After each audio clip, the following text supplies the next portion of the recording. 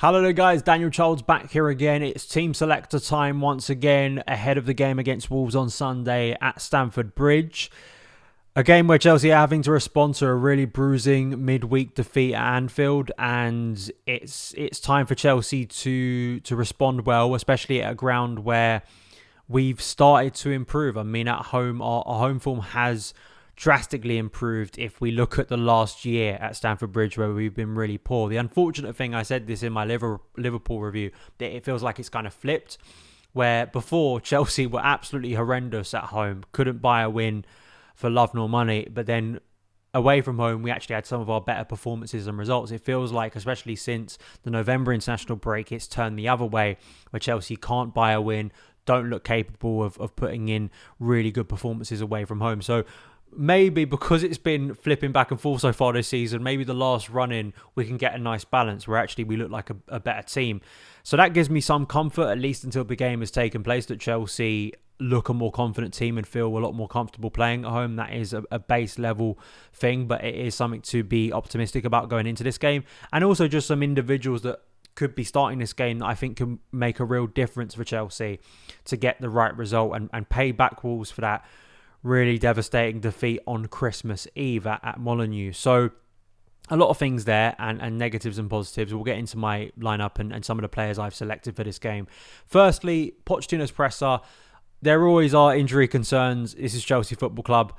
Levi Colwill is likely out, it looks like. The concern at the moment, earlier in the season, yes, we've had injury problems and they've hurt Pochettino's plans, even though we've had mainly one game a week on average so far this season. But the problem is, at the moment, things have become very congested. We've had the Carabao Cup semi-final. That's a two-legged affair. We have had FA Cup replays. The FA Cup replay of Aston Villa. We've started to have a few more midweek league games, as we saw against Liverpool. So you are missing more games. And unfortunately, it looks like Colwill is not going to be featuring in this one. The hope is he'll be back midweek against Aston Villa, because I've had my criticisms of Levi Colwill, but he has also put in some really good performances, especially of late. I mean, I think back to that Fulham game where, again, he was playing at left back, and the discussion going into that game was a lot about his inability to play that role and needing a more natural player in that position. And he put in a really solid performance, so hopefully he can return quickly. Chalobah is a maybe, so we'll see if he does feature in the matchday squad. I said this in yesterday's show about transfers. It would be quite ironic, after all of the analysis that Trev Chalobah was going to be moving on permanently, he plays some role for Chelsea, because it looks like Wesley Fofana is not going to be making it back seriously at all this season. I mean, he could make it to the last month of the season, maybe if his rehab goes really well, but maybe there's a chance for Chalobah to get some minutes. In terms of Wolves, they are a weird team, because as we saw against Man United, they can concede goals and they can be quite open under Gary O'Neill. It was a really ridiculous game. It was one that really they should have at least got a point out of. But Man United are also a very chaotic team and have massive ups and downs, as Chelsea do. And that's why Wolves and Chelsea, if you look at the Premier League table, are only split by a couple of points, because it is very mid-table behaviour. You look at their point share home and away, it's not drastically different. And when you look at their numbers so far this season, metrics, as I was looking through before starting this preview, there aren't many that stand out, even stylistically, that make you think, okay, they really excel in this capacity.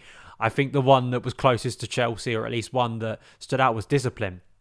So they're kind of not as bad as Chelsea in discipline, but they're similar. So it's not that they don't have raw quality in their team. I think, Neto really stands out as probably one of the best transitional players, and Chelsea have been hurt by him before. In terms of rating, in terms of assists, Pedro Neto is the best creator, but Matheus Cunha too is looking to contribute.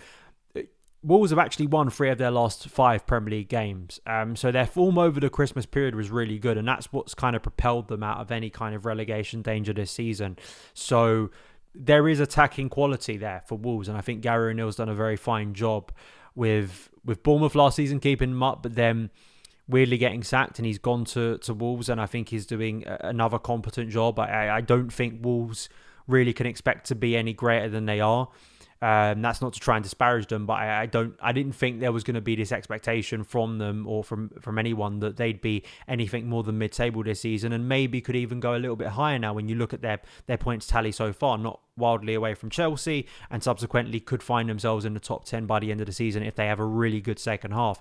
So I think for Chelsea, there's absolute threat here in terms of, especially on the break, especially Wolves being able to contain pressure. They sit in a 3-5-2, 3-4-3 at times, and are going to be able to withstand pressure.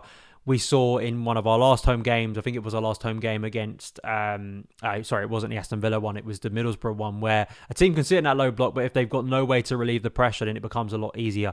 We know that Wolves have a way to relieve the pressure. And as well, I think technically they've got some very good players who do like the ball at their feet. So there is a sense that they can string passes together, play at an intensity. And as Chelsea found out on Christmas Eve, are a threat from set pieces, Lamina scoring there, and as we saw late on in the game, Chelsea being done on transition. So in terms of my approach for this game, there was a part of me that was looking back to pre-season and what worked really well. And the main reason I've looked back to pre-season is because of two players returning, and that is Carney Chukwuemeka and Christopher Nkunku. Also, the return of Nicholas Jackson. So maybe you had a third there. But looking at what Pochettino done over pre-season, where we kind of played this 3-5-2, at the time, we had Levi moving into kind of a left centre-back position, but in possession, there was a lot more fluidity. There was lovely rotations between Chukwuemeka, Nkunku, Jackson. At the time, if you remember, Ian Maatson was kind of playing quite central as well, and he was having some good performances. This was before Cole Palmer came in, and at the time, I don't think any of us could have anticipated that Cole Palmer would turn out to be Chelsea's player of the season. So seeing how Palmer is added to that kind of trio is interesting to me. So I feel that from an attacking point of view, from also a defensive point of view, it's about Chelsea being proactive and really trying to ensure that also spaces out of possession are a lot more tighter than they were against Liverpool. That was part of the biggest problem. The people, I'm sure you've seen the screenshots, but they're very easy to find. The gaps between players, particularly in central midfield, was atrocious.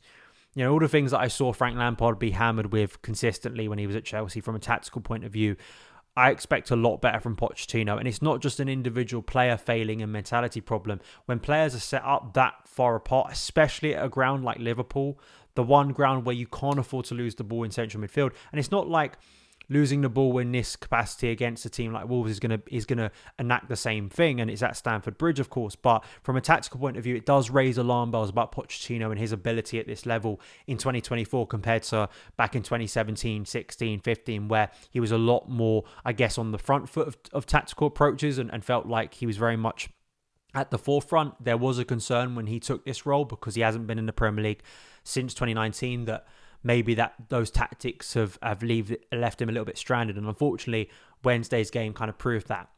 So in terms of my team, I did think of a 3, but I'm still going to stick with a 4 because, again, we've got natural fullbacks now. So I want to be playing natural fullbacks when there's been such a frustration we haven't so far this season. Petrovic and Garmin, he really stopped the game becoming even more embarrassing. And he continues to prove to be a great signing for Chelsea. He really does. Some of his shot stopping on Wednesday was wonderful, and we've seen his impact for Chelsea. All right, from a distribution point of view, he's not as good as Sanchez, but then it really comes down to what your preference is as a goalkeeper and what you want in a goalkeeper.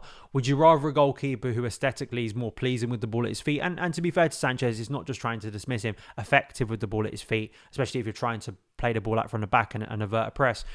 But then also has some real howlers within him and is not commanding the box as much as he should. Or the goalkeeper who's sure, like it's a bit like Kepa and Edouard Mendy, you know, is just more effective at the basics, is stopping goals going in. Again, this is very base level analysis, but it's how Petrovic is simply better than Robert Sanchez and why he should be number 1. Gusto, I thought actually looked very good when he came off the bench, so great to have him back. Axel Disasi, I'm going to have in central defence instead of Benoit Badiashile.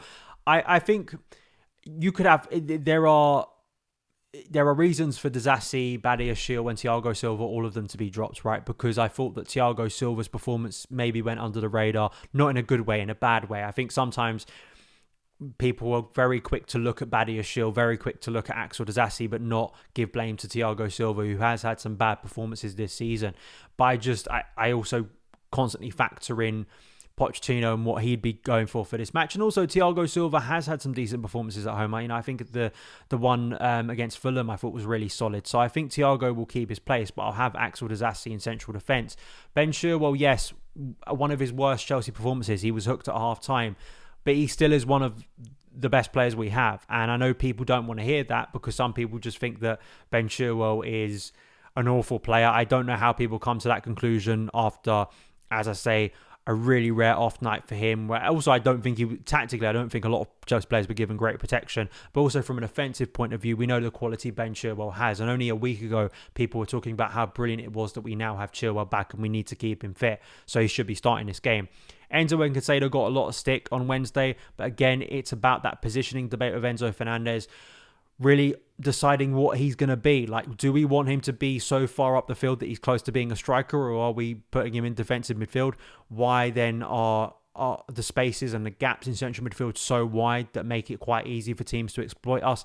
These are things that need to be rectified. And also for Enzo Fernandez, we saw when that balance, and sure, again, different opposition, different day, but when we saw that balance a lot better between the two, like Fulham, like some other games recently, they can be really an effective pair and they are very talented. So I think it's really crucial that Chelsea, who invested a lot of money, try and make this work. And I think it's a tactical but also a performance level thing too. So hopefully that will be resolved.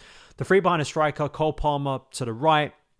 Carney Chukwuemeka, I'm going to start this game. Technically, I think he's gone up a level this season, and it's a shame, and it's weird to say that because we haven't seen a lot of him. But when we have seen him, we've seen him make a real difference, and he seems to have a natural link with players like Nkunku, and I think looks really motivated to make it at Chelsea. And I think we've waited a bit to get him back starting again after that injury. But I feel like this is a perfect time, and I don't think Conor Gallagher has justified to keep starting, personally, in my opinion. So I want to see what Chukwuemeka could do, especially with Christopher Nkunku.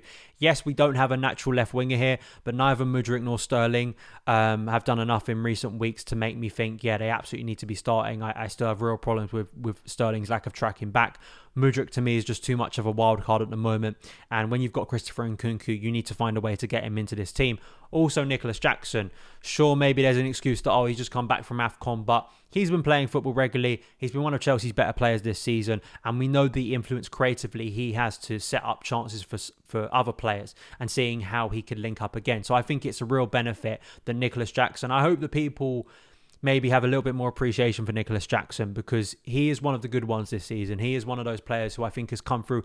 Probably he, with some others, have gained the most stick from Chelsea fans. But when you actually look at his performances, this is why social media sometimes can be a really weird place. Because when you actually look at Nicholas Jackson as a player, of what he's provided compared to, say, attacking players that were playing his role last season, he's not world class. He's not the finished article. He's not flawless. He still has some very frustrating moments, but that's what we invested in. But then when you factor that context in, he actually, goals-wise and creative-wise, looks like a really shrewd piece of business from Chelsea. So that is my starting 11. I really hope Chelsea can put in a good performance, and not just a shaky one that, really adds some level of confidence back into the players after a very difficult midweek, and also just reinstall some faith that, Pochettino is the right guy. And it's not the case that we're in a referendum of the coach every week, but these two games here, I'm looking at Wolves and Palace, got to be 6 points. If you can put 6 points on the board before you go away to Man City, and then you've got the League Cup final, it puts us in a strong position in the league. Not the greatest, but just on the very least, we're back winning again, and hopefully you can go into those games with the right mentality. So those are my thoughts. Thank you so much for taking the time to watch this show. If you're a Chelsea fan and you want more carefree content, please do hit that subscribe button. Really helps the channel out, as well as the like button and sharing it around with friends so more people can get involved in the community. And you can follow Son of Chelsea across socials at Son of Chelsea on TikTok, on Instagram, and on X. Thank you.